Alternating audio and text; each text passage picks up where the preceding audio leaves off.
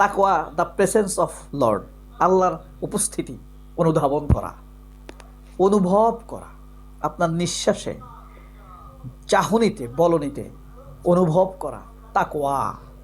হ্যাঁ, আপনার রক্তের স্পন্দনে, কণিকার দুলুনিতে, ছোটুনিতে আল্লাহর উপস্থিতি মেনে নেওয়াটাই হলো তাকওয়া। অনেকে বলে আল্লাহ ভীতি, ভীতি কখনো তাকওয়া না, কারণ মানুষ ভয় থেকে পালাতে চায়। যেখানে ভয়, মানুষ সেখানে কিন্তু থাকতে চায় না। দেখবেন অনেক বড় বড় আলেম বলে যে তাকওয়া মানে আল্লাহ ভীতি। 25% মাত্র সঠিক।